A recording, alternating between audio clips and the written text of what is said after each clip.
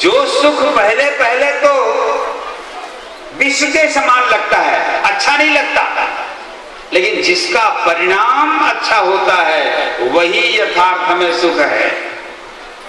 इसीलिए संत कहते हैं, गुरु कहते हैं, जीवन के आरंभ काल में तपस्या करो।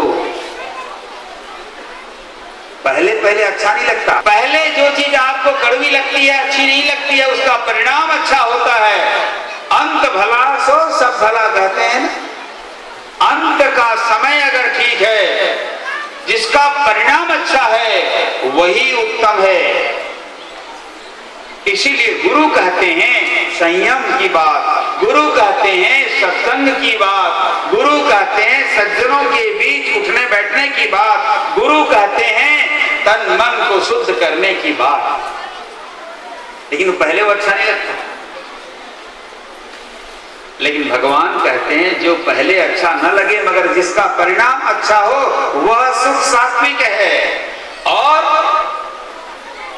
विषयेंद्रिय संयोगा, और विषय और इंद्रिय के संयोग से, विषय का मतलब होता है ये रूप रस शब्द स्पर्श गंध, विषय के संयोग से, इंद्रियों के संयोग से रूपवती नारी और रूपवान पुरुष का संयोग तात्कालिक कुछ समय के लिए सुख दे सकता है, लेकिन परिणाम दुखद होता है। जीवा का रस का स्वाद आप बहुत लोगे, तात्कालिक सुख मिलेगा, मगर बाद में परिणाम अच्छा नहीं होता है। विषयों के और इंद्रियों के संयोग से जो सुख मिलता है वह तत्काल के लिए सुख तो दे दे, मगर बाद में उसका परिणाम अच्छा नहीं होता। इसलिए राजस सुख है। जो प्रथम में सुख दे बाद में दुख दे उसको राजस सुख कहते हैं, और जो आरंभ में भी दुख दे और अंत में भी जिसका परिणाम दुख हो वो अच्छा नहीं है, वही तामस है। हम संसार में तामसिक जीवन जी रहे हैं। इसीलिए आजकल देखना हर आदमी घर में, परिवार में, अंदर बाहर सब कुछ होते हुए भी सुखी नहीं है, दुखी है। क्यों दुखी है भाई? क्योंकि वह ईश्वरार्पित भाव से जीवन नहीं जीता। वो चाहता कि सब कुछ मैं ही भोग कर जाऊं, सब कुछ मेरा है। ऐसा नहीं, यहाँ जो कुछ है मेरे बंधुओं सब ईश्वर का दिया हुआ है। इसीलिए ईश्वर की दी हुई चीज को, ईश्वर को आप अगर समर्पित कर दोगे तो देखना बराबर सुखी रहोगे मेरे बंधुओं। इसीलिए हमारे संत कहते हैं, गीता में भगवान ने कहा मन एव मनुष्याणाम कारणम बंध मोक्षयोः, ये मन ही सारी समस्याओं की जड़ है। इसीलिए आज संतों को भी चाहिए, समाज के बुद्धिजीवियों को भी चाहिए, सबको चाहिए कि मन को हम कैसे साफ करें। मन साफ हो जाएगा तो तन भी साफ और धन भी साफ हो जाएगा। इसीलिए आज जरूरत है विश्वात्म भाव की। यथा सर्वाणि भूतानि प्रतिभान्ति स्थितानि च, ये विश्वात्म प्रार्थना में हम किसकी प्रार्थना कर रहे थे? किसी नाम की प्रार्थना नहीं, किसी रूप की प्रार्थना नहीं। नाम और रूप तो आपका खुद का बनाया है। आपने किसी भी नाम को भगवान कह दिया। आप जी एक नाम को भगवान कहते हैं तो दूसरा आदमी उस नाम को शैतान कहता है कि नहीं? एक धर्म वाले किसी नाम को भगवान मानते हैं तो दूसरा धर्म वाला उस नाम को भगवान मानता है? नहीं मानता, शैतान मानता है। और इसीलिए संघर्ष है। सारे संसार में भगवान के नाम और रूप को लेकर संघर्ष है, लेकिन हमारे वेद कहते हैं क्या? भगवान सत्य है। और सत्य को कौन स्वीकार नहीं करेगा? सत्य को सब स्वीकार करते हैं। सत्यम ज्ञानम अनंतम ब्रह्म, सत्य भगवान है, ज्ञान भगवान है और भगवान अनंत है। भगवान कोई सीमा में, बलांगीर की सीमा में, उड़ीसा की सीमा में, छत्तीसगढ़ की सीमा में, भारत की सीमा में या दुनिया की सीमा भर में भगवान नहीं है। और जो सीमा में बंध जाता है वो भगवान नहीं होता। भगवान किसी गोष्ठी का नहीं है, भगवान किसी जाति का नहीं है, भगवान किसी संप्रदाय या परंपरा का नहीं है। भगवान तो सबका है।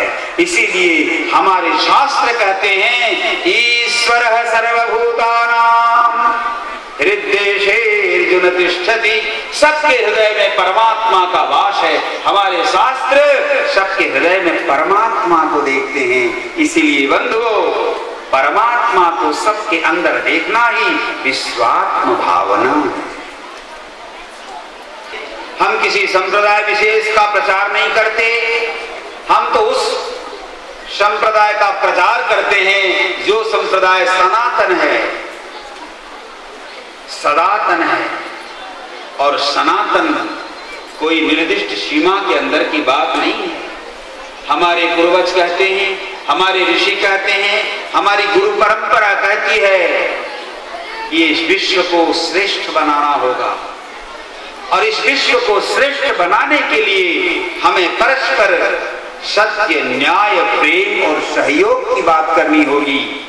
हमें देश वेश की सीमाओं से ऊपर उठना होगा, जात पात की सीमाओं से ऊपर उठना होगा और संकीर्ण चिंताओं से हमें ऊपर उठना होगा। लेकिन हमारे स्वार्थ, हमारा मन काला होने से सब जगह समस्याएं आ रही हैं। इसलिए मेरे बंधुओं, मेरी माताओं, मैं चाहूंगा कि अब विश्वात्म चेतना परिषद के सारे सदस्यगण विश्वात्म भाव में ओतप्रोत करने के लिए संकल्प लें और सारी दुनिया में हम आत्मभाव का प्रचार करें, प्रेम भाव का प्रचार करें, सद्भाव का प्रचार करें, सत्य, न्याय, प्रेम और सहयोग की बात करें।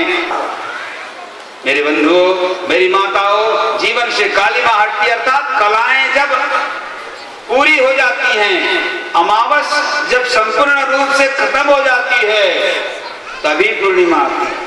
तो जीवन में कालिमा हटे और कलाएं पूर्ण हो तो जीवन की पूर्णता फिर पूर्णिमा का पर्व बन जाता है। आज हम गुरु को गुरु पूर्णिमा पर्व में गुरु की याद करते हैं। क्यों? गुरु एक पूर्णांग व्यक्तित्व के प्रतीक हैं, पूर्णता के प्रतीक हैं। पूर्णता ही पूर्णिमा है। तो ऐसी ही पूर्णता आपके जीवन में भी आए, आप सब भी परिपूर्णता परिपूर्ण हो और आपके जीवन से भी कालिमा मिटे, अंधकार मिटे और आप भी स्वयं में भी शीतल हो, समाज को भी शीतलता दें और जीवन की पूर्णता को आप भी उपलब्ध हो। मैं यही कामना करता हूँ। आज गुरु पूर्णिमा का यह पर्व अत्यंत महत्वपूर्ण है हम सब शिष्यों के जीवन में। नारायण भगवान नारायण से लेकर के जगत गुरु आद्य शंकराचार्य से लेकर के हम और आप तक, हम सब जिस महान गुरु परंपरा में बंधे हैं, उस परंपरा का प्रतीक है यह पर्व। इस पर्व के माध्यम से मैं आप सबको यही संदेश देना चाहता हूं कि आप स्वयं पूर्ण बने, औरों को भी पूर्णत्व प्राप्ति में सहयोग दें तथा संसार में सुख, शांति और समृद्धि के लिए सत प्रयास करें। सर्वत्र विश्वात्म भाव हो। इन्हीं शुभकामनाओं के साथ आप सबको बहुत बहुत आशीर्वाद। हरि ओम तत्सत, हरि ओम तत्सत, हरि ओम तत्सत।